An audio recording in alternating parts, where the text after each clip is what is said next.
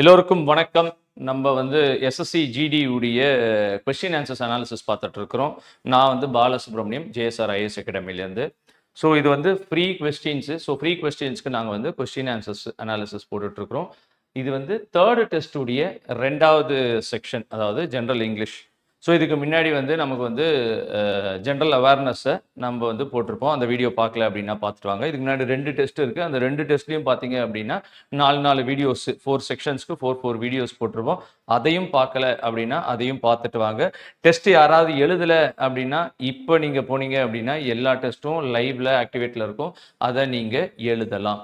சரிங்களா? இப்போ நம்ம வந்து ஜென்ரல் இங்கிலீஷ் பார்த்துருவோம். சரிங்களா? ஜென்ரல் இங்கிலீஷில் 21st கொஸ்டின் என்ன ஃபர்ஸ்ட் கொஸ்டின் அப்படின்றத பாருங்க. ஸோ என்ன கொடுத்துருக்காங்க அப்படின்னா ஒரு சின்ன ஃப்ரேஸ் மாதிரி கொடுத்துருக்காங்க. அதோடைய மீனிங் என்ன அப்படின்றத கேட்டிருக்காங்க. ஸோ நம்ம ஃபர்ஸ்ட் 2 டெஸ்ட்ல பார்த்தோம். சினானிமஸ் வேர்டு அதோடைய மீனிங் என்ன அப்படின்றத பார்த்தோம். அடுத்தது பார்த்தீங்கன்னா ஒரு ஃப்ரேஸோ இடியம்ஸோ கொடுத்துருப்பாங்க, அதோடைய மீனிங். ஸோ எஸ்எஸ்சி ஜிடியை பொறுத்த வரைக்கும் அந்த மீனிங் அண்ட் ஆப்போசிட்ஸ் அப்படின்றது ரொம்ப முக்கியம். இல்லை ஒரு ஃப்ரேஸ் அதோடைய மீனிங், ஒரு இடியம் அதோடைய மீனிங். ஸோ இதை நம்ம வந்து கண்டிப்பாக படிச்சாகணும். ஒரு 8லேருந்து 10 கொஸ்டின் வரைக்கும் வரலாம். ஸோ அதுக்கு நான் என்ன சொல்லியிருந்தேன் அப்படின்னா ஃபர்ஸ்ட் டெஸ்ட்லேருந்தே சொல்லிட்டு இருக்கேன், டெய்லி 10 வேர்ட்ஸ் படிச்சுக்கிட்டே வாங்க. அப்புறம் அதை ரிவிஷன் போட்டுக்கிட்டே வாங்க. கண்டிப்பாக நமக்கு வந்து அது வந்து கிளியர் ஆகிறதுக்கு, அதாவது நம்மளால் அது வந்து கரெக்டாக ஆன்சர் பண்ண முடியும். ஸோ 90 டேஸ் அப்படின்னா 90 டேஸில் 900 வேர்ட்ஸ் போதுமானது. 900 வேர்ட்ஸ் 900 வேர்ட்ஸை நீங்கள் 500 வேர்ட்ஸ் ரெக்கவர் பண்ணீங்க அப்படின்னா, ரீகலெக்ட் பண்ணீங்க அப்படின்னா நமக்கு அந்த டெஸ்ட்டில் கண்டிப்பாக அந்த 500 வேர்ட்ஸ்லேருந்து ஒரு 7-8 கொஸ்டின் வந்துடும். அதை நீங்கள் ஈஸியாக ஆன்சர் பண்ண முடியும். 1. 2வது உங்களால் எலிமினேட் பண்ணுறதுக்கும் அது ஈஸியாக இருக்கும். ஸோ அதனால் நீங்கள் எவ்ரிடே ஒரு 10 வேர்ட்ஸ் கண்டிப்பாக படிங்க. ஸோ ஃபர்ஸ்ட் கொஸ்டின் என்ன அப்படின்றத பார்க்கும்போது டு பி பயாஸ்ட் அகைன்ஸ்ட் அப்படின்ற மாதிரி கேட்டிருக்காங்க. So to be biased against, biased அப்படின்னா என்ன அப்படின்னா பார்ஷியல், அதாவது இவருக்கு சாதகமாக இருக்கேன், இவருக்கு சாதகமாக இல்லை, இவருக்கு பாதகமாக இருக்கு, அப்போ நான் ஒரு சைடு ஒரு பட்சம் இருக்கேன் அப்படின்றது தான் பயாஸ்ட் அப்படின்றதுடைய அர்த்தம். சரிங்களா? அப்போ அதோடைய மீனிங் என்ன அப்படின்றத பாருங்க. இதோடைய மீனிங் என்ன அப்படின்றத பார்த்தீங்க அப்படின்னா ப்ரீஜுடைஸ்ட் அப்படின்றான். நான் ஏற்கனவே முடிவு பண்ணிட்டேன் அப்படின்றது தான் ப்ரிஜுடைஸ் அப்படின்றது. பார்ஷியல் அப்படின்னா என்ன அப்படின்னா பாதி, இந்த வேலையை நீ பாதி செய், அந்த வேலையை இல்லை இவங்களுக்கு பாதித்தா அவங்களுக்கு. ஸோ இல்லை நான் வேலையை வந்து பாதி தான் முடிச்சிட்டேன், I have completed the work partially, பாதி வேலையை நான் முடிச்சிட்டேன் அப்படின்றது தான் பார்ஷியலுடைய அர்த்தம். ஆப்ஜெக்டிவ் அப்படின்னா அதோடைய நோக்கம் என்ன, அதோடைய ஏம் என்ன, நான் இந்த வேலை செய்யறதுடைய நோக்கம் என்ன, what is the objective of my doing this work, இந்த வேலையை நான் எதுக்காக செய்யறேன், அதுதான் இந்த ஆப்ஜெக்டிவ் உடைய அர்த்தமாகும். ப்ரீடிஸ்டைன் அப்படின்னா ஏற்கனவே நான் என்ன பண்ண போறேன், என்ன வேலை பண்ண போறேன்றதை முடிவு பண்ணிட்டேன், என்னுடைய டெஸ்டினேஷன் என்னன்றதை நான் முன்னாடியே முடிவு பண்றேன், அது ப்ரீடிஸ்டைன்டு. ஸோ பயாஸ் அப்படின்னா என்ன அப்படின்னா ஒருத்தருக்கு சாதகமா இருக்கிறது, அப்ப ப்ரிஜுடைஸ்டு. அப்ப ஏற்கனவே நான் முடிவு பண்ணிட்டேன், நான் இவருக்கு தான் சாதகமா இருக்க போறேன், இவருக்கு சாதகமா தான் தீர்ப்பு கொடுக்க போறேன், அதுதான் இதோடைய மீனிங். 2வது என்ன அப்படின்றத பாருங்க, மோஷன்ஸ் ஆஃப் ஹேண்ட்ஸ் ஹெட். அப்போ மோஷன் அப்படின்னா நகர்த்துறதுன்னு அர்த்தம். என் கை என்னுடைய தலையெல்லாம் நான் வந்து நகர்த்துறேன். எதுக்கு சார் நகர்த்துறேன் அப்படின்னா as a mode of expression indicating attitude. நான் என்னுடைய எக்ஸ்பிரஷன், நான் என்ன சொல்ல வரேன் அப்படின்றது என்னுடைய கை கால் தலை இதெல்லாம் ஆட்டி சொல்ல வரேன் அப்படின்றது தான் இதுடைய அர்த்தம். அப்படின்னா ஒருத்தர் பாடம் எடுக்கிறாரு, எதுத்தாமே உட்காந்துட்டு இருக்கவர் தலையாட்டுறாரு அப்படின்னா எனக்கு புரியுதுன்னு அர்த்தம். நான் ஒரு கேள்வி கேட்கிறேன், தலையை இப்படி ஆட்டுறாரு, அப்ப அவருக்கு புரியலன்னு அர்த்தம். அப்ப இது ஒரு வே ஆஃப் எக்ஸ்பிரஷன். அதுக்கு என்ன சார் சொல்லுவாங்க இங்கிலீஷ்ல அப்படின்னா கெஸ்டர் அப்படின்றத சொல்லுவாங்க. இதுக்கு ஆன்சர் என்ன அப்படின்னா கெஸ்டர். கெஸ்டர்னா என்னுடைய கை கால் எனக்கு புரியல, எனக்கு புரியல, எனக்கு புரியுது, ஓகே, அந்த மாதிரிலாம் சொல்றதுலாம் கெஸ்டர். நான் என்ன சொல்ல வரேன்றதை என்னுடைய மூமெண்ட்டை வச்சு நீங்க கண்டுபிடிக்கிறது கெஸ்டர் அப்படின்றத சொல்றாங்க. கிரின் அப்படின்னா என்ன சார் அப்படின்னா சிரிக்கிறது. சிரிக்கிறது அப்படின்னா பல்ல காமிச்சுக்கிட்டே சிரிக்கிறது, பல்ல காமிக்காத அப்படின்றதான் சொல்றாங்க. பார்த்தீங்களா? கிரின்னிங் அப்படின்னா உங்களுடைய பல்ல காமிச்சுக்கிட்டே சிரிக்கிறீங்க, இழிக்கிறீங்க, அதுதான் அதுடைய அர்த்தம். கெஸ்டேஷன் அப்படின்றத சொல்றாங்க. கெஸ்டேஷன் அப்படின்னா ஒரு உமன் இருக்கிறாங்க, அந்த உமன் வந்து பிரெக்னெண்டா இருக்காங்க, எவ்வளவு நாள் அந்த குழந்தைய வயிற்றுல வச்சிருக்காங்க அப்படின்றது தான் கெஸ்டேஷன். இப்போ ஹியூமன் பீயிங்ஸை பொறுத்த வரைக்கும் 9 months அப்படின்றத சொல்றாங்க. ஒரு எலிஃபென்ட் அப்படின்னா உதாரணத்துக்கு ஒரு 365 days அப்படின்னு ஒவ்வொன்றுக்கு ஒவ்வொரு கெஸ்டேஷன் பீரியட் இருக்கும். அப்போ இவ்வளவு நாள் அவங்க பிரெக்னெண்டா இருப்பாங்க, அவங்களுடைய ஊம்பி எவ்வளவு நாள் அவங்களுடைய அப்டமன்ல இருக்குது அப்படின்ற டேஸை குறிக்கிறது தான் இந்த கெஸ்டேஷன் அப்படின்றது. கிரிமேஸ் அப்படின்னா என்னன்னா உங்களுடைய முகத்தை ரொம்ப கேவலமா எக்ஸ்பிரஸ் பண்றது, எனக்கு பிடிக்கல, அது புளிப்பா இருக்குது, அது துவர்ப்பா ஃபேஸ், நீங்க எல்லாம் யாரோ ஒருத்தவங்க ஏதோ சொல்லிடுறாங்க, அது உங்களுக்கு பிடிக்கல, அப்ப நீங்க ஃபேஸை வந்து ஒரு மாதிரி அக்லியான ஒரு எக்ஸ்பிரஷன் காட்டுறீங்க, அதுதான் கிரிமேஸ் அப்படின்றது. ஸோ இங்க பாருங்க நம்ம என்ன படிச்சிருக்கோம் அப்படின்னா, இந்த இடத்துலயே பார்த்தீங்கன்னா ஒரு 6 வார்த்தை 12 வார்த்தை.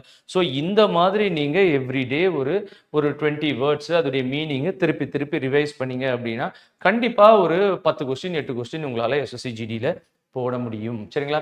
அடுத்தது என்ன அப்படின்றத பாருங்க. Bitter and violent attack. எப்படி வேர்ட்ஸ்ல அப்ப யாரையோ ஒருத்தங்கள வார்த்தையால தாக்குறீங்க அப்படின்றதான் இதுடைய மீனிங். அப்ப அது எது சார் அப்படின்னா டயாஸ்போரா அப்படின்னு கேட்டிருக்காங்க. அப்புறம் டயாக்ரிட்டிசிசம், டயாடம், டயாட்ரைப். இது வந்து டயாட்ரைப் அப்படின்றது தான் அதுடைய அட்டாக் பண்றோம். வைலண்ட் வேர்ட்ஸால அட்டாக் பண்றோம். அப்போ சொல்லக்கூடாத வார்த்தைகளால யாரையோ ஒருத்தவங்களை தாக்குறோம். அதோடைய மீனிங் டயாட்ரைப் அப்படின்றத சொல்றாங்க. அப்ப பாக்கி எல்லாம் என்ன சார்? டயாஸ்போரா அப்படின்னா என்ன சார்? டயாஸ்போரா அப்படின்னா நம்மளுடைய மக்கள் வெளியூர்ல இருக்கிறாங்க. இந்தியன் டயாஸ்போரா எங்க யூஎஸ்ல எவ்வளவு பேர் இருக்காங்க, சிங்கப்பூர்ல எவ்வளவு பேர் இருக்காங்க, மலேசியால எவ்வளவு பேர் இருக்காங்க, சவுதியில எவ்வளவு பேர், அதெல்லாம் டயாஸ்போரா. நம்மளுடைய வம்சாவளிகள் வெளிநாட்டுல இருக்கிறாங்க. ஸோ இந்தியாவை பொறுத்த வரைக்கும் ஜனவரி 9 வந்து டயாஸ்போரா டே அப்படின்றத கொண்டாடுறோம். ஏன்னா காந்திஜி ஜனவரி 9 1915 இந்தியாவுக்கு வந்தாரு. அதுதான் வந்து வெளியூர்ல வாழும் இந்தியர்கள் அதுக்காக கொண்டாடக்கூடிய ஒரு நாள் ஜனவரி 9 டயாஸ்போரா. அதுதான் டயாஸ்போரா. சரிங்களா? சோ அடுத்தது என்ன அப்படின்னா டயாக்ரிட்டிசிசம் அப்படின்னு ஒண்ணு சொல்றாங்க. அப்ப கிரிட்டிசிசம் அப்படின்னா ஒருத்தரை பத்தி நம்ம தப்பா சொல்றோம் இல்ல கரெக்டா சொல்றோம், அது கரெக்ட் அது தப்பு அப்படின்றத ரொம்ப ஹார்ஷா சொல்றோம். அதுல பாசிட்டிவாவும் இருக்கலாம் நெகட்டிவாவும் இருக்கலாம். அதுதான் கிரிட்டிசிசம், டயாக்ரிட்டிசிசம். அதுதான் அதோடைய அர்த்தமா இருக்கும். ஆனா இங்க என்ன கேட்டிருக்காங்கன்னா யாரையோ ஒருத்தங்களை நம்ம வைலண்ட் கிரிட்டிசைஸ் அப்படின்னா இதுக்காக நான் இது தப்புன்னு சொல்றேன், இதுக்காக இது நான் கரெக்ட்னு சொல்றேன், அதுதான் கிரிட்டிசிசம். ஆனா இங்க பிட்டர் வேர்ட்ஸ், தப்பான வார்த்தைகள், வைலண்ட் சொல்லக்கூடாத வார்த்தைகளால திட்டுறோம் ஒருத்தங்களை அப்படின்றது. அப்ப அது டயாக்ரிட்டிசிசம்ல வராது. சரிங்களா? அப்ப எது சார் வரும் அப்படின்னா டயாட்ரைப் அப்படின்றது தான் இதுக்கான கரெக்டான வேர்டு ஆகும். சரிங்களா? டயாடெம் அப்படின்னா என்ன அப்படின்னா சோ இந்த வார்த்தை கிடையாது, கிட்டத்தட்ட ஒரே மாதிரி மீனிங் இருக்கா நீங்க கன்ஃபியூஸ் ஆகலாம். டயாடம் அப்படின்னா என்ன அப்படின்னா கிரீடம், தலையில நம்ம ஒரு கிரவுன் வைக்கிறோம், அதுதான் டயாடெம் உடைய அர்த்தம். சரிங்களா? அடுத்தது என்ன சார்? Treatment by means of exercise and massage அப்படின்றத சொல்றாங்க. ஸோ யாரோ ஒருத்தவங்களுக்கு உடம்பு சரியில்லை, அப்போ எலும்பு உடஞ்சிருச்சு, அப்போ எலும்பு உடையும் போது பிசியோதெரப்பி கொடுக்குறாங்க. முதுகெலும்புல பிரச்சனை வெளியே இருக்கு, பிசியோதெரப்பி கொடுக்குறாங்க. ஆக்சிடென்ட் ஆயிடுச்சு, ரொம்ப நாளைக்கு கை கால் நகர்த்தாம இருந்தாங்க, திருப்பி நார்மலா கொண்டு வரணும், பிசியோதெரப்பி. இதுதான் சார் அதோடைய மீனிங். ஸோ நீங்க எக்ஸசைஸ் பண்ணி மசாஜ் பண்ணி சரி பண்ணும் அப்படின்னா அதுக்கு பிசியோதெரபிஸ்ட் கிட்ட போகணும், பிசியோதெரப்பி கொடுப்பாங்க நமக்கு.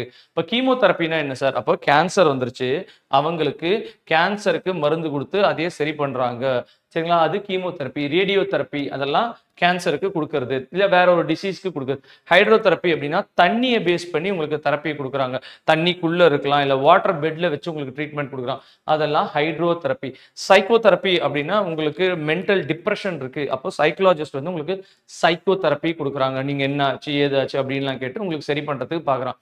ஸோ இது எதுவுமே அதுக்கு ஆன்சர் கிடையாது. பிசியோதெரப்பி தான் மசாஜ் அண்ட் எக்ஸசைஸ் பேஸ் பண்ணி. ஸோ தெரப்பி அப்படின்னாலே உங்களுக்கு ஏதோ சரி பண்றாங்க, அதுதான் தெரப்பி அப்படின்னு அர்த்தம். அதுல ஒன்னொன்னு கீமோ, ஹைட்ரோ, பிசியோ, சைக்கோ இதெல்லாம் வந்து வார்த்தையுடைய அர்த்தம். ஹைட்ரோனா வாட்டர், சைக்கோனா மென்டல் பிரச்சனை அப்படின்றத நீங்க தெரிஞ்சு வச்சுக்கோங்க. சரிங்களா? அடுத்தது என்ன அப்படின்னு பாருங்க. The abandonment of one's country or cause அப்படின்றத சொல்றாங்க. ஸோ இதுல பாத்தீங்க அப்படின்னா நமக்கு டிசர்ஷன் அப்படின்றது ரைட் ஆன்சர், டிஃபெக்ஷன் அப்படின்றதும் ரைட் ஆன்சர். ரொம்ப ஆப்டே இருக்கிறது வந்து டிசர்ஷன் தான். டிசர்ஷனுடைய ஒரு சினானமஸ் தான் வந்து டிஃபெக்ஷன். ஆனா டிஃபெக்ஷன் கண்ட்ரி மட்டும் இல்ல, பல விஷயத்துக்கு சொல்லலாம். டிசர்ஷன் கொஞ்சம் கண்ட்ரிக்கு மட்டும் சொல்றது. ஸோ ரெண்டுமே நம்ம ஆன்சர் சொல்லிக்கலாம். டிஸ்லாயல்டி அப்படின்னா நான் உங்களுக்கு லாயலா இல்லை. அப்ப நான் ஒரு கம்பெனில வேலை பார்த்துட்டு இருக்கிறேன், அந்த கம்பெனிக்கு லாயலா இல்லாம அந்த கம்பெனியுடைய சீக்கிரட் எடுத்து வேற ஒரு கம்பெனிக்கு வித்து பணம் பண்றேன், இதெல்லாம் டிஸ்லாயல். நீங்க இவங்களுக்கு இதை செய்யறேன்னு சொல்லிட்டு செய்யாமடுறது, அதுக்கு அகேன்ஸ்டா செய்யறது, அதெல்லாம் டிஸ்லாயல் அப்படின்ற. லாயல்னா உங்களுக்கு லாயலா இருக்கிற, நீங்க என்ன சொல்றீங்களோ அதை கேட்கறேன், அதுக்கு பதிலாக நீங்க இது கொடுங்க அப்படின்றது லாயல். பட் டிஸ்லாயல்னா அதுக்கு எதிராக நீங்க நடந்துக்கிறது. மைக்ரேஷன் அப்படின்னா ஒரு இடத்த விட்டு இன்னொரு இடத்துக்கு போறது. அப்போ நான் சென்னையில இருக்கிறேன், சென்னையிலேருந்து நான் வேலை தேடி டெல்லிக்கு போனேன் அப்படின்னா அது மைக்ரேஷன். நான் சென்னையில இருக்கேன், சென்னையிலேருந்து நான் யூஎஸ் போனேன் அப்படின்னா அதுவும் மைக்ரேஷன். இதெல்லாம் வந்து மைக்ரேஷன்ல வரும். ஸோ ஆன்சர் வந்து சி இஸ் மோஸ்ட் ஆப்ட். சரிங்களா? அடுத்தது என்ன அப்படின்றத பாருங்க. அடுத்தது என்ன அப்படின்றத சொல்றாங்க அப்படின்னா இதுல வந்து அதே மாதிரி ஒரு தவறு இருக்கலாம், தவறு இல்லாம போகலாம். இந்த சென்டென்ஸ்ல அது பிராக்கெட்ல போட்டிருக்கோம், அது எது கரெக்ட் இல்ல கரெக்ட் இல்லையா அப்படின்றத கேட்டிருக்காங்க. Both the families were invited but neither had accepted our invitation அப்படின்றத சொல்றாங்க. ஸோ ஹேட் அப்படின்னா முன்னாடி அப்படின்னு அர்த்தம்.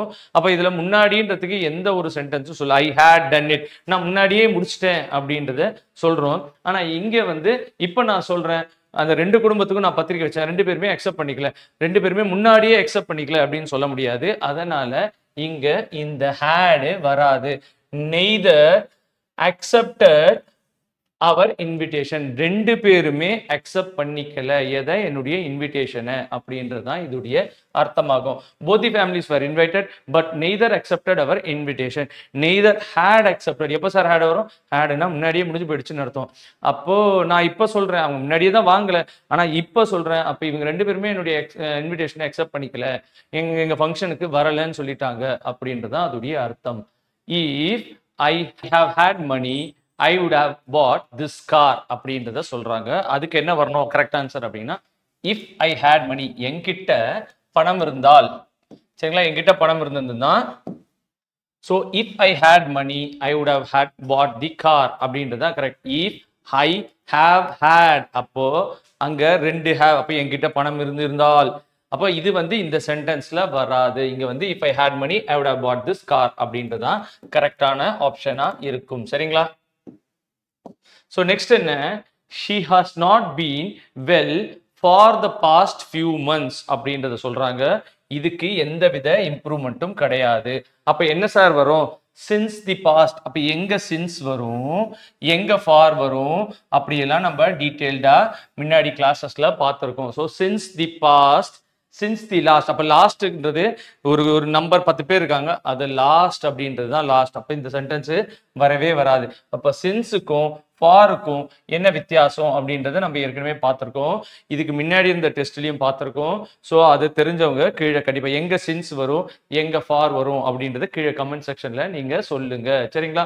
அப்புறம் என்ன, any habits must be nipped on the bud அப்படின்னா என்ன சார் அர்த்தம் அப்படின்னா, ஏதாவது ஒரு பேட் ஹேபிட்ஸ் உங்களுக்கு தவறான பழக்கம் இருக்குன்னா அதை ஆரம்பத்திலேயே கிள்ளி தூக்கி போட்டுறணும் அப்படின்றதான் சொல்றாங்க. இது ப்ரப்போசிஷன். ஸோ நம்ம இன்னா, ஆனா, ஃப்ரம்மா, அப் டுவா அதெல்லாம் நம்ம முன்னாடியே பார்த்துருக்கோம்.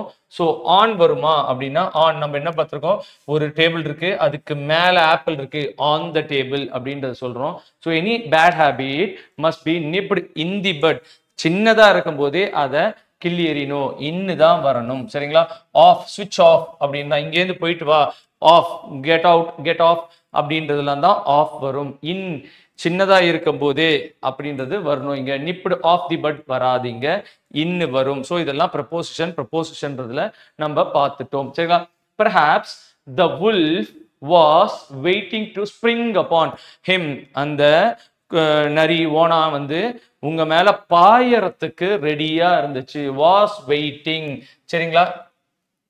வாஸ் வெயிட்டிங் அப்படின்றது தான் இங்க correct. has been waiting, has waited அதெல்லாம் எதுவுமே could be waitingலாம் இல்லை, அது ஓனா வந்து காத்துட்டு இருந்துச்சு. was waiting அதுதான் கரெக்ட். இங்க வந்து had been waiting, could be waiting, has waitedலாம் தவறு. சரிங்களா? ஸோ அடுத்தது என்ன சார்? ஸோ நம்ம என்னெல்லாம் பார்த்துருக்கோம், இந்த 2 டெஸ்ட் 3 டெஸ்ட்ல நம்ம என்னெல்லாம் பார்த்துட்டு வரோம் இங்கிலீஷ்ல அப்படின்றது நல்லா தெரியும் உங்களுக்கு. ஜென்ரல் அவேர்னஸ் என்ன பார்த்தோம் அப்படின்றது தெரியும். அங்கே சிலபஸ் கொடுத்துருவோம், இங்கேயும் சிலபஸ் கொடுத்துருவோம். இதில் என்னன்னா ரேரா பேசேஜை கொடுத்து பேசேஜில் இருக்கக்கூடிய சென்டென்ஸை கொடுத்துட்டு ரொம்ப ரேர்ல அதையும் கேட்குறாங்க. அதனால நம்ம ஒரு பேசேஜையும் கொடுத்துருக்கோம். சரிங்களா? ஸோ ஃபர்ஸ்ட் நம்ம பேசேஜ் என்ன சார் பண்ணோம் அப்படின்றத பாருங்க. ஸோ பேசேஜை ஒரு தடவை படிச்சு பாருங்க, அதோடைய மெயின் தீம் ஆஃப் ஐடியா என்ன அப்படின்றத தெரிஞ்சுக்கோங்க. அதுக்கப்புறம் கொஸ்டின்ஸை படிங்க, திருப்பி பேசேஜை படிச்சிங்க அப்படின்னா நம்ம அதையே ஆன்சர் பண்ணிட முடியும். ஸோ சில பேருக்கு பேசேஜ் புரிய மாட்டேங்குதுன்னா ப்ராக்டிஸ் பண்ணுங்க. டெய்லி ஒரு சின்ன சின்ன பேசேஜை படிங்க. ஹிந்து பேப்பர்ல படிங்க, இல்லை வேற ஏதாவது இந்தியன் எக்ஸ்பிரஸ்ல படிங்க, இல்லை பேசேஜுக்குன்னு ஏதாவது புக்ஸ் இருக்குன்னா அதை படிங்க. ஸோ நம்ம முன்னாடியே சொல்லியிருக்கோம் அந்த மீனிங்கெல்லாம் பிளாக் புக்குன்னு ஒரு நிறைய பேர் கேள்வி கேட்குறீங்க. பிளாக் புக்குன்னு ஒரு புக் இருக்கு, அந்த புக்கை நீங்க ஆப் பண்ணீங்க அப்படின்னா சூப்பரா இருக்கும். ஸோ நீங்க அந்த புக்கை வாங்கி கூட மீனிங்ஸ், இடியம்ஸ், ஃப்ரேசஸ், பேசேஜஸ் தான் டெய்லி ஒரு பேசேஜ் படிங்க. கண்டிப்பா நீங்க ஒரு 50-60 டேஸ்ல சிறப்பா ஆயிடுவீங்க. பெரிய கஷ்டம்லாம் இல்லைங்க. ஸோ நீங்க என்ன பண்ணணும், அந்த பேசேஜுடைய தீம் என்ன, பின்னாடி இருக்க கொஸ்டின்ஸ், அந்த கொஸ்டின்ஸ் உடைய வேர்ட்ஸ் அங்க என்ன இருக்குன்றத பார்த்தா ஆன்சர் பண்ணிடணும். 1-2 கொஸ்டின் வந்து அதோடைய ஓவரால் தீம் கேட்பாங்க, பாக்கியெல்லாம் அந்த கொஸ்டின்ஸ்ல இருந்தே டிரைவ் பண்றாங்க. நம்மளால அதை அட்லீஸ்ட் ஆன்சர் பண்ணிடுற அளவுக்கு நீங்க டெவலப் ஆயிடுங்க. சரிங்களா? ஸோ என்ன கேட்டிருக்காங்க அப்படின்னு பாருங்க. இந்த இந்த மொத்த பேசேஜ் உடைய தீம் என்ன சார் அப்படின்றத பாத்தீங்க அப்படின்னா நம்ம தமிழ் மொழி எப்படி சொல்றோமோ அதே மாதிரி ஆங்கில மொழியை பத்தி அவங்க என்ன பிரச்சனை இருக்கு அப்படின்றத சொல்றாங்க. ஸோ இன்னைக்கு இருக்கிற நிலைமையில ஒரு மொழியும் அழிஞ்சுக்கிட்டே இருக்கு. அது பழைய காலத்துல இருந்து வந்த மொழி, ஆனா அதுல மாற்றங்கள் வருது. அந்த மாற்றங்கள் பாசிட்டிவான மாற்றங்கள்ல, அந்த மாற்றங்கள் நெகட்டிவான மாற்றங்களா இருக்குது அப்படின்றத சொல்றாங்க. சரிங்களா? இது எதனால இது இந்த மாற்றங்கள் வந்து பாசிட்டிவ் இல்ல நெகட்டிவ் அப்படின்றத சொல்றாங்க. வேற என்ன சொல்றாங்க, அது எப்படி நீங்க சரி செய்ய முடியும்? ஸோ வேர்ட்ஸ்ல வந்து இப்ப இங்கிலீஷ் வேர்ட் இருக்குன்னா அதுல வேற ஒரு வார்த்தைகள் வந்துருது, கரெக்டா இங்கிலீஷ் மட்டும் இருக்க மாட்டேங்குது. இது ஒரு நபருடைய காரணம் இல்ல, ஒரு ரைட்டருடைய காரணம் இல்ல, இது மொத்த சொசைட்டியுடைய காரணம். அப்ப அந்த ஒரு ரைட்டர் பண்ணது சின்ன தப்பு இல்ல, அது பெரிய தப்புன்னு சொல்ல முடியாது, சின்ன தப்பு தான். ஆனா இந்த மாதிரி ஒவ்வொருத்தர் பண்றதுதான் பெருசா ஆகிறதுக்கான ஒரு காரணமாயிடுது. இது எதனால அப்படின்னா அந்த நாட்டுடைய அரசியல் அமைப்பும் அந்த நாட்டுடைய பொருளாதார அமைப்பு, இந்த நாட்டுல இருக்கக்கூடிய இந்த மாதிரி பிரச்சனைகள்னால தான் அந்த மொழிகள் கொஞ்சம் கொஞ்சமா போகுது. இதை சரி செய்ய முடியும் அப்படின்றத சொல்லியிருக்காரு. ஸோ என்னெல்லாம் சொல்லியிருக்காரு அப்படின்றத நம்ம பார்ப்போம். சரிங்களா? ஒரு சென்டென்ஸா படிப்போம், அதுக்கப்புறம் நம்ம ஆன்சர்ஸை பார்ப்போம். Most people who bother with the matter at all would admit that English language is in a bad way. அப்போ முக்காவாசியான மக்கள் ஒத்துப்பாங்க என்னன்னா ஆங்கில மொழி இப்போ வந்து ஒரு தவறான ஒரு பாதையை நோக்கி போயிட்டு இருக்குது. But it is generally assumed that we cannot by conscious action do anything about it. ஆனா இத எல்லாருமே அக்செப்ட் பண்ணிட்டாங்க. நம்மளுடைய சொந்த மூளையை, அதாவது கான்சியஸா வேணும்ட்டே செய்யணும்ட்டே இதை சரி செய்ய முடியாது அப்படின்றதுதான் இதோடைய அர்த்தம். பாருங்க, மொத்தமா most people who bother with the matter at all would admit that English language is in a bad way. ஆங்கில மொழி தவறுதலா போயிட்டு இருக்கு, தவறான பாதையில போயிட்டு இருக்கு. ஆனா நம்மளால அதையே கான்சியஸா சரி செய்ய முடியாது. our civilization is a decadent and our language so the argument is. என்னுடைய இந்த மொழி வந்து அந்த காலத்திலேருந்தே தோன்றிடுச்சு அப்படின்னு தான் எல்லாருமே ஆரம்பிக்கிறாங்க. தமிழ் மொழியா இருந்தாலும், இங்கிலீஷா இருந்தாலும், ஜெர்மனா இருந்தாலும், ஹிந்தியா இருந்தாலும், சமஸ்கிருதமா, எல்லாருக்குமே இதுதான் என்னுடைய மொழி அப்பையிலேருந்தே இருக்குது அப்படின்ற ஒரு அதுதான் அவங்களுடைய ஆர்குமெண்டா வைக்கிறாங்க.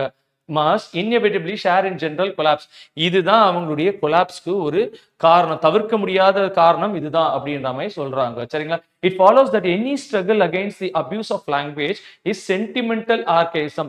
ஸோ இந்த மொழியை பத்தி ஏதாவது ஒரு தவறா சொல்லியாச்சு அப்படின்னா அதை வந்து சென்டிமெண்டா அடிக்கிறாங்க. நீ நீ நீ வந்து இந்த ஆங்கில மொழிக்காரனே கிடையாது, உன்னுடைய மொழியே ஆங்கிலம் கிடையாது, நீ தமிழனே கிடையாது, நீ அதுவே இந்த மாதிரி ஒரு சென்டிமெண்டல் தாக்கல் பண்றாங்க அப்படின்றத சொல்றாங்க. அதாவது எப்படி சொல்றாங்க அப்படின்னா, உதாரணத்துக்கு கேண்டில் சூப்பரா, லைட் சூப்பரா, கரெக்டா சொல்ல முடியாது. அந்த காலத்துல கேண்டில் தான் இருந்துச்சு, இப்ப லைட் இருக்குது. இப்ப லைட்டுக்கு நிறைய அட்வான்டேஜ் இருக்கு, கேண்டிலுக்கு நிறைய. நடந்து போகிறதா பஸ்ல போகிறதா? இல்ல சார் நாம எல்லாமே நடந்து போயிடலாம். நடந்து பிராக்டிக்கலா பண்ண முடியும், ஆனா நடந்து போறதா நல்லது. ஆனா பிராக்டிக்கலா பண்ண முடியாது. தூரத்துக்கு எல்லாம் நம்ம போனோம்னா பஸ்லயோ கார்லயோ ஃபிளைட்லயோ போய் தான் ஆகணும். அதுதான் அடுத்தது அவங்க சொல்றாங்க. ஹேண்ட்ஸம் கேப், கேப்ல போறதா ஏர்பிளைன்ல போறதா? அப்ப இந்த மாதிரி இது ட்ரெடிஷ்னலா வைக்கணுமா இல்ல மாடர்னா வைக்கணுமா? இதுல ஒரு ஒரு ஒரு இதுலயே சென்டிமெண்டா தாக்கியே நம்மள அமுக்கி வச்சிருக்காங்க. அண்டர்நீத், இதுக்கு கீழே this lies the half conscious belief. இது வந்து பாதி கான்சியஸ், உங்க உள்ளுக்குள்ள இருக்கக்கூடிய மனசுல இருக்கக்கூடிய நம்பிக்கை that, அதாவது language is a natural growth. மொழின்றது இயற்கையா வளரக்கூடியது and not an instrument which we shape our own purpose. அது ஒரு டூல் கிடையாது, அது ஒரு இன்ஸ்ட்ருமெண்ட் கிடையாது. நம்ம எப்படி இருக்கணும் அப்படின்றத அது தட்டி சேர்த்து அதாவது வடிவமைக்கிற கிடையாது. நம்மளுடைய பர்பஸ்க்காக அதை வடிவமைக்க முடியாது. ஸோ ஃபர்ஸ்ட் இதுல என்ன சொல்றாங்க, இங்கிலீஷ் தவறான பாதை போயிட்டு இருக்கு, அது நம்மளுடைய மனசுல இருந்து அதே மாற்ற முடியாது. இதை வந்து சென்டிமெண்டா தாக்கி வச்சிருக்காங்க, நம்மளோட இணைச்சு வச்சிருக்காங்க. இது வந்து பழைய காலத்து தான், புது காலத்து தான், நமக்கு தெரியும். இது எல்லா மொழிக்குமே பொருந்தும். தமிழ் மொழி, இங்கிலீஷ் மொழி, சமஸ்கிருதம், எல்லா மொழியில இருக்கக்கூடிய அந்த மொழி அறிஞர்கள் இப்படிதான் பேசுறாங்க அப்படின்றத சொல்லியிருக்காங்க. அடுத்த பேராகிராஃப் என்ன சொல்லுது அப்படின்னா, now it is clear that the decline of language must ultimately have political and economic cost. ஒரு மொழி அழியுது அப்படின்னா அதோடைய காஸ்ட், அது எதனால் அழியுதுன்னா அது அந்த நாட்டுடைய அரசியலும் பொருளாதார காரணங்கள் தான். It is not simply due to bad influence of this or that individual writer. ஒரு எழுத்தாளரோ இல்ல இந்த எழுத்தாளர் அந்த எழுத்தாளர் தவறுதலா எழுதுறார், அது காரணம் கிடையாது. அப்ப அந்த நாட்டுடைய அரசியல் மற்றும் பொருளாதார காரணம் தானே தவிர ஒரு எழுத்தாளரோ இல்ல பல எழுத்தாளர்களோ காரணம் கிடையாது. பட் ஆனால் an effect can become a cause. இந்த ஒரு எஃபெக்ட் தான் அதுக்கு மாற்றத்துக்கான காரணமா மாறலாம். reinforcing the original cause. அப்ப ஒரு எழுத்தாளர் தப்பா எழுதுறாரு, அது பெருசா பாதிப்பு இல்லை, ஆனா அது ஒரு காசு ஆகுது. இதை காரணமா வச்சு 10 பேர் சொல்றாங்க, இதை காரணமா வச்சு 1000 பேர். அப்ப இந்த ஒரு எழுத்தாளர் பண்ணது பெருசு பெருசா மிக பெருசா ஆகுது. அதுதான் இங்க சொல்றாங்க. But an effect can cause but an effect can become a cos. அது அந்த எஃபெக்ட் ஒரு காஸா மாறுது, ரீஇன்ஃபோர்சிங் இன்னும் ஸ்ட்ராங் பண்ணுது the original cause and producing the same effect. அதே எஃபெக்டை இன் அன் இன்டென்சிஃபைட் பெரிய எஃபெக்டா கொண்டு வருது அப்படின்றத சொல்றாங்க. அண்ட் அது வளர்ந்துகிட்டே போகுது அப்படின்றத சொல்றாங்க. ஸோ ஒரு எழுத்தாளரால் ஒன்றும் பண்ண முடியாது, அந்த நாட்டுடைய அரசியலும் பொருளாதார அமைப்பு தான் இதை பண்ணுது. ஆனா ஒருத்தர் பண்ணது 10 ஆகலாம், 10 100 ஆகலாம், 100 1000 ஆகலாம், போயிட்டே இருக்குது, இன்டெபெண்டா போயிட்டே இருக்கு. a man may take to drink because he feels himself. ஒருத்தர் ஒரு தவறு செஞ்சுட்டாரு, ஒரு ஃபெயிலியர் ஆயிட்டாரு, ஒரு எக்ஸாம்ல பாஸ் ஆகலன்ட்டு அவர் வந்து மது அருந்துறாரு அப்படின்னா என்ன ஆகுது? a man may take to drink, இங்க மது அருங்குறது தான் ட்ரிங்க், because he feels அவர் ஃபெயில் ஆயிட்டாருன்னு நினைக்கிறாரு, அவரை ஃபெயில் ஆயிட்டாரு. தென் அப்புறமா fails all the more completely, மொத்தமா அவர் ஃபெயில் ஆயிடுறாரு. ஏன் அப்படின்றத பிகாஸ் ஹி ட்ரிங்க்ஸ், அவர் குடிச்சுக்கினே இருக்கிறாரு, மொத்தமா ஃபெயில் ஆகும். ஒரு தடவை ஃபெயில் ஆனாருன்ட்டு சரக்கு அடிச்சாரு, அப்புறம் பல தடவை சரக்கு அடிச்சாரு, அதனால மொத்தமா ஃபெயில் ஆயிட்டாரு. It is rather the same thing that is happening. அதே தான் ஆங்கில மொழிக்கு நடக்குது. ஒருத்தர் தப்புன்னு அப்படின்னு சொல்றாரு, அது 10 பேர் 20 பேர் பல பேர் சொல்ல ஆரம்பிச்சிட்டாங்க அப்படின்றத சொல்றாரு. It becomes ugly and inaccurate, அது வந்து ரொம்ப அசிங்கமாகவும் தவறுதலாகவும் இருக்குது. பிகாஸ் ஏன்னா அவர் தாட்ஸ் ஆர் ஃபூலிஷ், நம்மளுடைய திங்கிங் இந்த மாதிரி நினைக்கிறது வந்து ஃபூலிஷ், பைத்தியக்காரத்தனமா இருக்குது.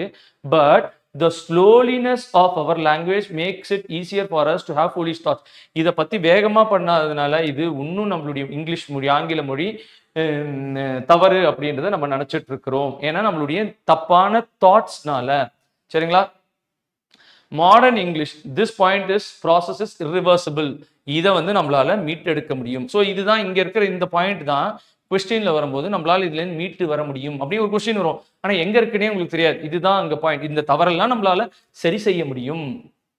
மாடர்ன் இங்கிலீஷ், இப்ப இருக்கக்கூடிய இங்கிலீஷ், எஸ்பெஷலி ரிட்டன் இங்கிலீஷ், எழுத்துல வடிவத்தில் இருக்கக்கூடிய English is full of bad habits. எல்லாத்துமே தவறுதலான ஒரு பழக்க வழக்கங்கள் இருக்குது. விச் ஸ்ப்ரெட்ஸ் பை இமிடேஷன், இது ஒரு இடத்த வந்து இமிடேட் பண்ணி அது பல இடத்துக்கு போகுது. And which can be avoided, அதை நம்மளால தவிர்க்க முடியும். இங்கேயும் சொல்றாங்க இந்த தவறுகளை நம்மளால தவிர்க்க முடியும்.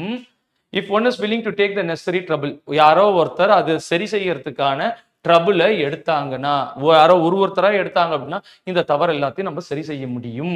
அப்ப இதுவும் வந்து நமக்கு ஆன்சரா வரப்போகுது. If one get rids of this habits, இந்த தவறுதலான பழக்கத்துல இருந்து நம்ம வெளியில வந்துட்டோம் அப்படின்னா one can think more clearly, அப்ப நமக்கு சரியா என்ன யோசிக்கணும்ன்றதை யோசிச்சிட முடியும். And to think clearly is necessary, அதுதான் ஃபர்ஸ்ட் ஸ்டெப். எது? பொலிட்டிக்கல் ரீஜெனரேஷன், அரசியல் அமைப்புலேருந்து அதை சரி செய்யறது தான் ஃபர்ஸ்ட் ஸ்டெப் அதுக்கு. So that the fight against the bad English is not frivolous and is not exclusive concern of professional writers. ரைட்டர்ஸ்க்கு மட்டுமே இருக்கக்கூடிய கன்சர்ன்ல எல்லாருக்கும் இருக்கு. இது எல்லா மொழிக்கும் பொருந்தும், ஆங்கில மொழி, இங்கிலீஷ் மொழி. ஸோ இதுதான் சார் இந்த பேராகிராஃப்ல சொல்லப்படும் மெயின் தீம். என்ன நம்ம புரிஞ்சுட்டோம்? ஒரு மொழி, அந்த மொழி அழிந்துகிட்டே போகுது, அதுல நிறைய பேட் ஹேபிட்ஸ் இருக்கு, ஒரு சின்ன துளி பெருசாயிட்டே போகுது. இதை மீட்டெடுக்கணும் அப்படின்னா இது காரணம் என்ன? அங்க இருக்கக்கூடிய அரசியலும் பொருளாதாரம். இதை மீட்டெடுக்கிறதுக்கு முதல் ஸ்டெப் என்ன? அரசியல் அமைப்பினுடைய ரீஜெனரேஷன். அதுக்கு ஒவ்வொருத்தரும் ஸ்டெப்ஸ் எடுக்கணும். அந்த மாதிரி பேட் ஹேபிட்ஸ்ல இருந்து வெளியில வந்து நம்ம கரெக்டான பாசிட்டிவ் தாட்ஸ் வைக்கணும். இது ஒரு எழுத்தாளர்னால மட்டும் முடியாது, எல்லாராலும் தான் முடியும். அந்த மொத்த சமுதாயத்தால தான் முடியும் அப்படின்றது தான் சொல்லியிருக்கான். இந்த பேராகிராஃப் படிக்கும்போது கொஞ்சம் கஷ்டமா இருக்கும். 1க்கு 2 தடவை படிச்சு பாருங்க. இந்த மாதிரி நீங்க பொறுமையா ஒவ்வொரு பேராகிராஃப்க்கும் ஒரு 15 நிமிஷம் கொடுத்து திருப்பி படிச்சு அதை புரிஞ்சுட்டீங்க அப்படின்னா 1க்கு 2 3 தடவை இதை மாதிரி நீங்க ஒவ்வொரு நாளைக்கு 2 3 பேராகிராஃப் படிச்சீங்கன்னா 30 நாள்ல இங்கிலீஷ்ல எவ்வளவு காம்ப்ளெக்ஸான பேராகிராஃப் இருந்தாலும் நம்ம அடிச்சு தும்சம் பண்ணிடலாம். அதை ஒன்ஸ் நல்லா படிச்சிட்டோம்னா அதுக்கப்புறம் இங்க இருக்கக்கூடிய கொஸ்டின்ஸ்லாம் மட நம்மளால ஆன்சர் பண்ணிட முடியும். பாருங்க, many people believe that nothing can be done about English language because நம்மளால ஒண்ணுமே பண்ண முடியாது. ஃபர்ஸ்ட் பேராகிராஃப்லயே கொடுத்திருந்தாங்க. எதனால சார்? Bad habits spread by imitation, தவறான பழக்கங்கள் ஒருத்தரை பார்த்து இன்னொருத்தரை பார்த்து இமிடேட் பண்றாங்க, அதனால இங்கிலீஷை ஒன்றும் பண்ண முடியாதா? கிடையாது சார், ஃபர்ஸ்ட்லயே கொடுத்துட்டாங்க. we live in a decadent, காலங்காலமா வளர்ந்து வரக்கூடிய சிவிலைசேஷன், அதனால இதை மாற்ற முடியாது. அதெல்லாம் இந்த லைன் எல்லாம் கொடுத்துருக்காங்க, அதனால இங்கிலீஷை ஒன்றும் பண்ண முடியாதா? ஸோ எங்க many people believe that nothing can be done about English language. Most people who bother with matter at all would admit that English language is a bad, but is generally assume that we cannot. இங்கே தான் அந்த அர்த்தம், அதுக்கான relative அர்த்தம் இருக்குது. ஏன் அப்படின்னா நம்மளுடைய கான்சியஸ்ல too many bad writers, நிறைய பேர் தவறா எழுதுறவங்க இருக்காங்க, அதனால இல்லை. நிறைய பேர் வந்து அந்த ஹேபிட்டை சேஞ்ச் பண்ற ஒரு ப்ராசஸ்க்குள்ளேயே வரல. அது அது கான்ஷியஸா இல்லை அது செய்யணும் அப்படின்ட்டு. அதுதான் காரணம் அப்படின்றத கொடுத்துருக்காங்க. பல பேராகிராஃப்ல இது கொடுத்துருக்காங்க. சரிங்களா? ஆனா இது கரெக்டான ஆன்சர் நம்மளால எடுக்க முடியாது. தி ஆத்தர் பிலீவ்ஸ் தட் என்ன ஆத்தர் பிலீவ் பண்றாரு? நீங்க யோசிச்சு பாருங்க. ஆத்தர் என்ன பிலீவ் பண்றாரு? இங்கிலீஷை சரி செய்ய முடியும். யாரால? நம்ம எல்லாரும் நினைச்சா, அரசியல்வாதிகள் நினைச்சா, அரசியல் அமைப்பு நினைச்சுதான், நம்ம மக்கள் ஒவ்வொருத்தருடைய மைண்ட் தாட்டை மாத்தணும் அப்படின்னா பண்ண முடியும். சரிங்களா? என்னது? It's now too late to do anything about the problem அப்படின்னு நினைச்சாரா? அதெல்லாம் எதுவுமே சொல்லவே இல்லை. Language is natural good and cannot be shaped for our own purpose. இதை சொன்னாரு. ஆனா இதுதான் பிலீவ் பண்ணாரா? அப்படிலாம் பிலீவ் பண்ணாம the decline in language can be stop. ஆமாம், இந்த மொழியுடைய அழிவை வந்து நம்மளால தடுக்க முடியும் நினைச்சாரு. அதுதான் சார் இதுக்கான ஆன்சர். சரிங்களா? The process of increasing value cannot be stopped. Cannot be stopped ன்னு சொல்லவே இல்லை. The author believes that the first stage towards the political regeneration of the language would be எது சார் ஃபர்ஸ்ட் ஸ்டெப் பொலிட்டிக்கல் ரீஜெனரேஷனுக்கு? Necessary trouble to avoid bad habits. அதுதான் இருந்துச்சு. அதை நம்ம இங்க அண்டர்லைன் பண்ணி கூட வச்சிருந்தோம். ஃபர்ஸ்ட் ஸ்டெப் என்ன சார்?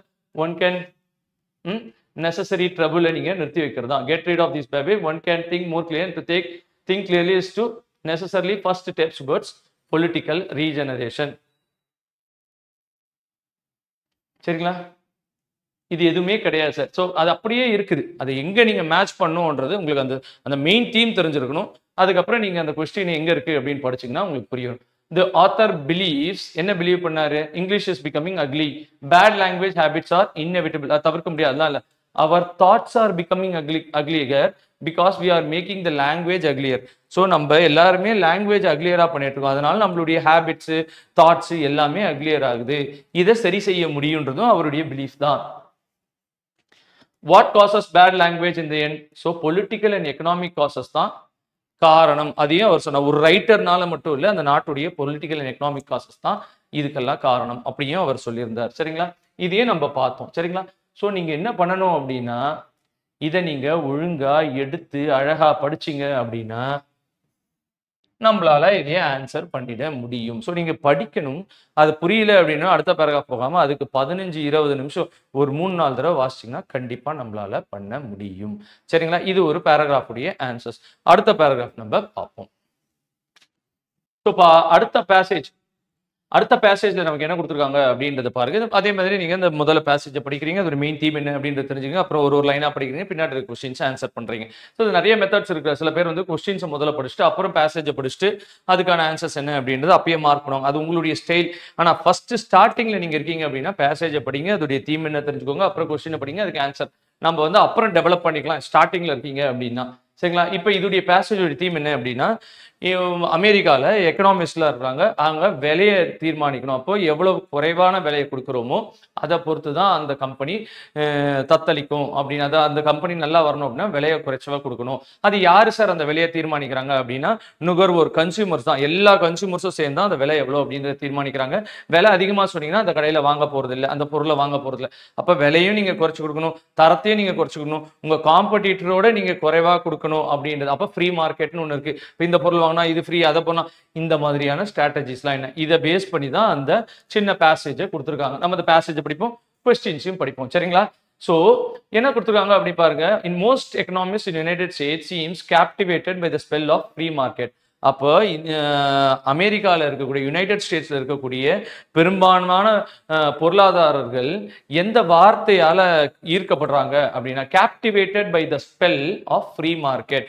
அப்ப ஃப்ரீ மார்க்கெட்ன்ற வார்த்தைக்கு ரொம்ப இழுக்கப்படுறாங்க அப்படின்றது சொல்றாங்க. கன்சிக்வென்ட்லி அதை தொடர்ந்து nothing seems good or normal that does not occur with the requirement of free market. அப்போ இப்போ ரிக்வயர்மெண்ட் ஆஃப் ஃப்ரீ மார்க்கெட்டை விட வேற எதுவுமே இல்லை. இப்போ இந்த பொருள் இங்கே தேவைப்படுது. அப்போ நம்ம ஊருக்கு காட்டன் ட்ரெஸ் தான் தேவைப்படுது. இங்கே கொண்டு வந்து சென்னையில் கொண்டு வந்து நீங்கள் வந்து உள்ளன் ப்ராடக்ட் கொடுத்தீங்கன்னா பெருசாக ஓடாதுன்னா ஏற்கனவே வெயில் அடிக்குது. இங்கே யார் சார் ஒரு 2 மாதத்துக்கு வேணால் தேவைப்படுமா இருக்கும், பாக்கி டைமில் காட்டன் ட்ரெஸ் தான் தேவைப்படும். அப்போ உங்களுடைய ரிக்வயர்மெண்ட் என்ன, அதை தாண்டி வேற எதுவுமே நல்லது கிடையாது. அப்போ அதில் price that is determined by the seller, ஒரு பொருளுடைய விலையை விற்கிறவங்க எப்படி டிட்டர்மைன் பண்றாங்க அப்படின்னா, ஆர் ஃபார் தட் மேட்டர் இருந்தாலும் வேற எதுக்காக இருந்தாலும் எஸ்டாப்ளிஷ்ட், யார் அதை சொல்றாங்க அப்படின்னா பை எனி ஒன், யார் வேணாலும் டிசைட் பண்ணலாம். ஆனா அதர் தேன் தி அக்ரிகேட் கன்சியூமர் சீம்ஸ் pernicious அப்படின்னா என்ன அர்த்தம் அப்படின்னா யார் அதையே வாங்குறாங்க மொத்த மார்க்கெட்ல சென்னையில கொண்டு வந்து நீங்க விற்கணும் அப்படின்னா காட்டன் ஷர்ட் தான் சார் விற்க முடியும். ஜம்மு காஷ்மீர்ல பனி பெய்யறதுல போய் காட்டன் ஷர்ட் விற்க முடியாது, உள்ளன் துணி தான் விற்க முடியும். அப்போ அந்த கன்சியூமர் எல்லா நுகர்வோர்கள் தாண்டி பாக்கி யாரு டிசைட் பண்ணாலும் அது அதுக்கு சம்பந்தமா இருக்க போறது இல்லை, அது சக்சஸ் ஆக போறது இல்லை. அக்கார்டிங்லி அதன்படி it requires a major act. அது வந்து ஒரு பெரிய செயல். எதுக்கு? அந்த பிரைஸ் ஃபிக்ஸிங்ஸை பத்தி திங்க் பண்றதுக்கு அப்படின்றாங்க.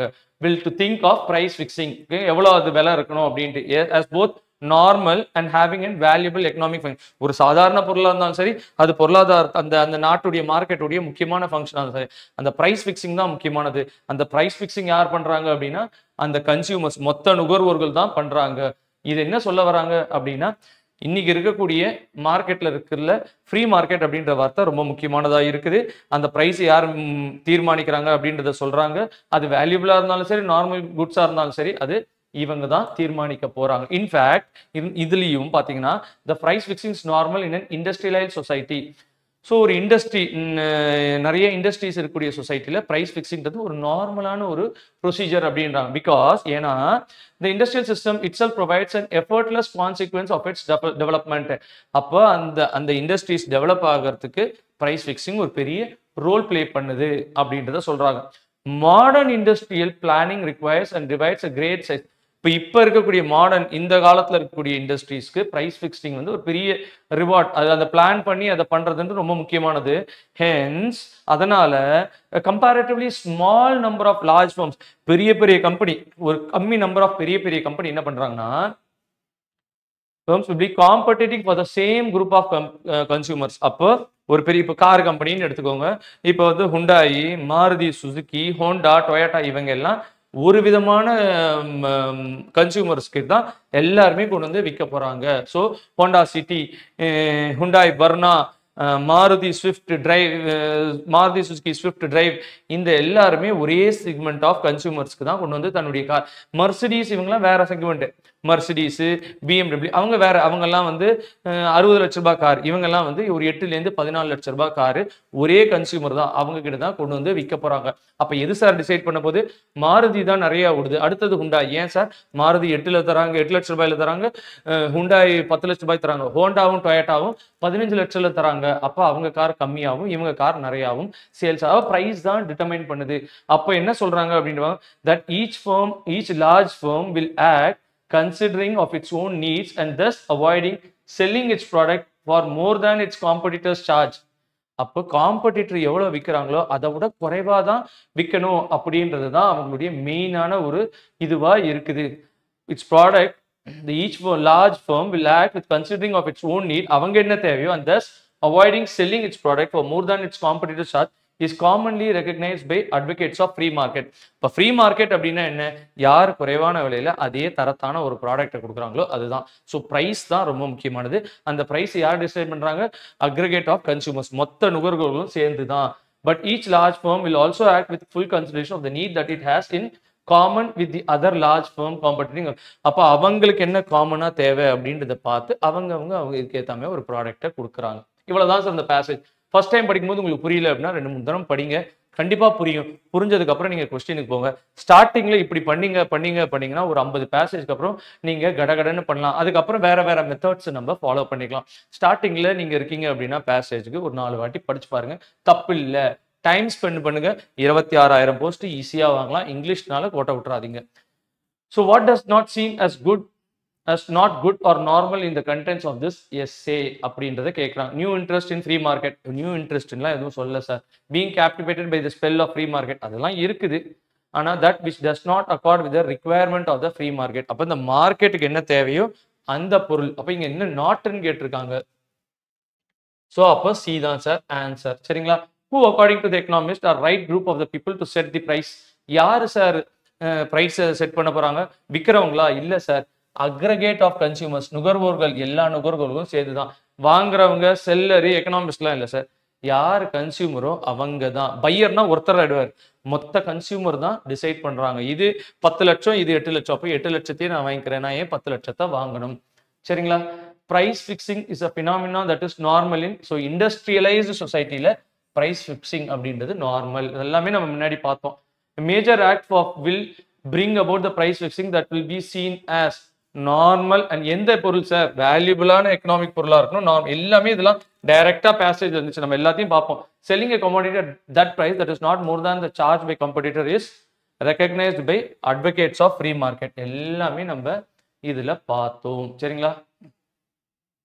So advocates of free market அப்படின்றது என்ன சொல்றாங்க, உங்க விலையை நீங்க குறைச்சு விற்கணும். அதுதான் இந்த 40வது கேள்விக்கு. Selling commodity price that is not more than advocates of free markets தான் சொன்னாங்க.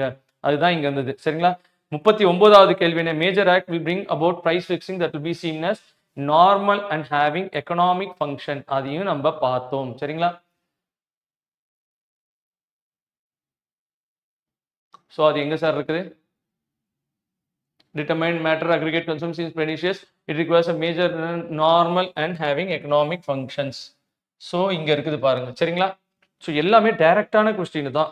சரிங்களா? அடுத்த பிரைஸ் ஃபிக்ஸிங் வந்து இண்டஸ்ட்ரியல் சொசைட்டில நார்மல். ஸோ இண்டஸ்ட்ரியல் சொசைட்டில price fixing is normal in all industrialised societies. அது இருந்துச்சா? அடுத்தது என்ன சார்? who according to the right group for people to set the price. Price யார் சார் ஃபிக்ஸ் பண்றாங்க? அக்ரிகேட் ஆஃப் கன்சியூமர்ஸ் தான். A price that is determined by seller or for that matter established by anyone other than is pernicious. அப்ப இந்த வார்த்தையுடைய meaning தெரிஞ்சாதான் உங்களுக்கு இந்த சென்டென்ஸே புரியும். அப்படி மீனிங் தெரியலனா ஒவ்வொரு வார்த்தையும் நீங்க எடுத்து டிக்ஷனரியில இல்ல கூகுள்ல டைப் பண்ணி மீனிங் அடிங்க வந்துரும். What does not seem as not good or normal in this context of that which does not accord with the requirement of the free market. Free மார்க்கெட்ல எது தேவையில்லையோ அது வந்து இந்த இதுக்கு சம்பந்தம் இல்லாது. ஸோ எல்லாமே டைரக்டான கொஸ்டின்ஸ், ரொம்ப சிம்பிளா இருந்துச்சு. கண்டிப்பா இந்த வீடியோவை பாருங்க. ஏதாவது டவுட் இருந்துச்சுன்னா கமெண்ட் செக்ஷன்ல போடுங்க. ஏற்கனவே 2 வீடியோஸ் நம்ம இங்கிலீஷ்ல எஸ்எஸ்சி ஜிடிக்கு போட்டிருக்கோம். அதை நிறைய பேர் பார்க்கலன்னு நினைக்கிறேன். பாருங்க, இங்கிலீஷ்க்கு டைம் கொடுங்க. உங்களுக்கு எஸ்எஸ்சி ஜிடியில் ஒரு போஸ்டிங் வேணும் அப்படின்னா நம்ம ஓரளவுக்கு ஜென்ரல் ஸ்டடீஸை பண்ணிடுவோம், மேக்ஸை பண்ணிடுவோம், ரீசனிங் பண்ணுவோம். இங்கிலீஷ்ல நம்ம விட்டுடுவோம். நீங்க ஏதாவது கமெண்ட் பண்ணி இது வேணும் அது வேணும்னா தான் நம்ம ஸ்டெப்ஸ் எடுக்க முடியும். சரிங்களா? ஸோ கண்டிப்பா எல்லாரும் எழுதுங்க. எல்லாரும் டெஸ்ட் எழுதாதவங்க எழுதுங்க. இந்த வீடியோஸை பாருங்க. வேற ஏதாவது டவுட் இருந்தால் கமெண்ட் செக்ஷன்ல கேளுங்க. நன்றி, வணக்கம்.